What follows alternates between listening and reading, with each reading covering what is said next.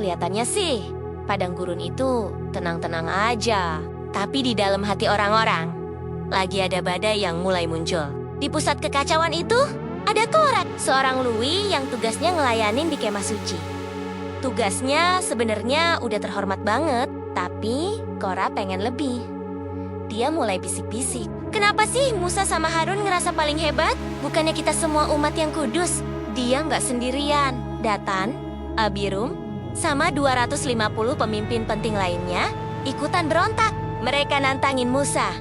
Kalian udah keterlaluan. Kalian belum bawa kita ke tanah perjanjian. Kenapa kalian masih aja mau jadi raja kita? Musa nggak ngebela diri. Dia langsung sujud dan bilang, besok pagi Tuhan bakal tunjukin siapa yang beneran punyanya. Dia nyuruh para pemberontak itu bawa perbaraan dan berdiri di depan. Tuhan, Musa nyerahin penghakimannya ke tangan Tuhan.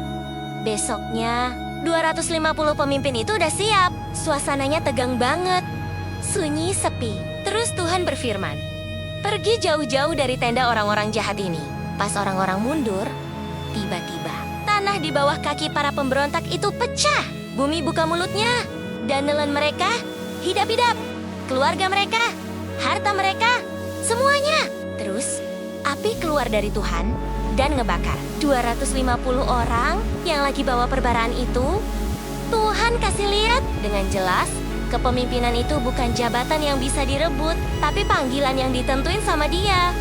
Tapi ternyata pemberontakannya nggak berhenti di situ.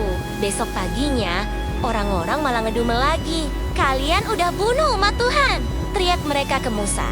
Hati mereka benar-benar keras, padahal udah lihat mukjizat yang ngeri banget. Tiba-tiba, tulah mematikan mulai nyerang seluruh perkemahan.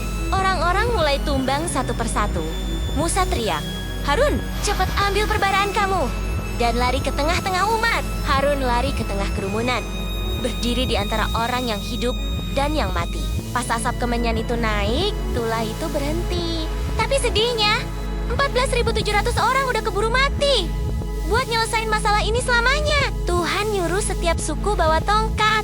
Besok paginya, tongkat Harun gak cuma berubah, tapi tumbuh tunas. Ada bunganya.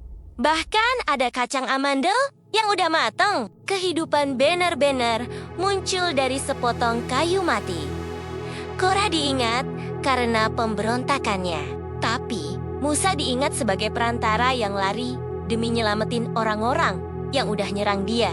Padang gurun itu emang tempat buat ngebongkar isi hati kita yang sebenarnya ada yang ditelan bumi.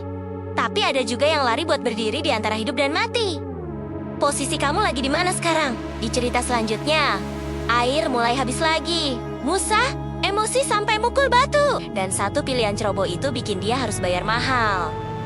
Tungguin ya di bilangan par 5, tanah yang terlarang,